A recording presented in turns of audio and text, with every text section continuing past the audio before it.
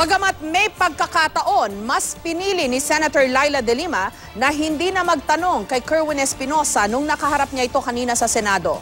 Gayunman, muling binigyan diin ng senadora na hindi siya tumanggap ng pera mula kay Espinosa.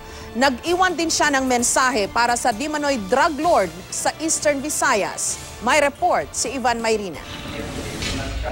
Minsay seryoso, minsay napapangiti, o minsan ay napapailing si Senadora Leila De Lima habang pinakikinggan ang testimonya ni Kerwin Espinosa at kung paano umano siya nagbigay ng kabuang 8 milyong piso para sa kampanya ng senadora nitong eleksyon 2016. Pero hindi na nag-abalang magtanong si De Lima kay Espinosa nang dumating ang pagkakataon niya sa pagdinig ng Senate Committee on Public Order and Dangerous Drugs. I have no intention to ask questions from him, even if I want to, because I think it would be a cross-examiner's dream.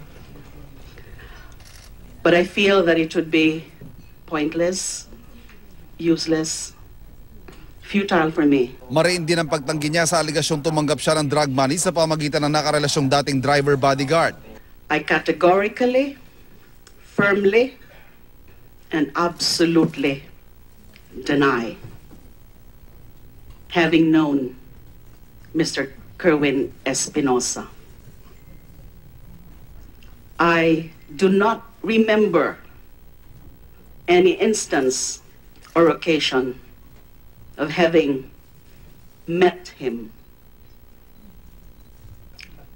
I categorically, firmly, and absolutely deny having received any money, any cash from Mr. Kerwin Espinosa, either directly or indirectly through anyone else, in any occasion, at any time, whether that money is supposedly for either protection or fundraising for campaign expenses.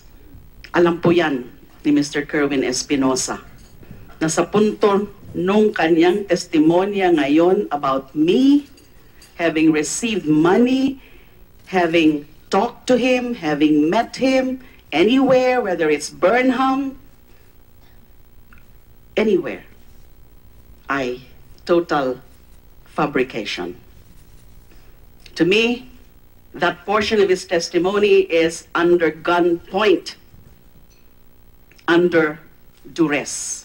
Sa huli, isang mensahe ang iniwan niya para kay Kerwin. Final message ko po kay Mr. Kerwin Espinosa. I cannot talk to him directly, but may I just say this. May God forgive you for all your sins, and may God forgive you for all your lies about me. And I forgive you. Sa isang panayam sa media bago matapos sa pagdinig, sinabi ni De Lima na ngayon pa lang ay may nakikita na siyang inconsistencies o mga butas sa testimonya ni Kerwin at sa nauna ng lumabas umanong sinumpaang salaysay ng napatay na si Mayor Rolando Espinosa. I didn't feel like questioning him dahil hindi naman yan yung para sa akin tamang proceedings. It's not a criminal proceedings, it's just an inquiry in aid of legislation. Ivan Mayrina, GMA News.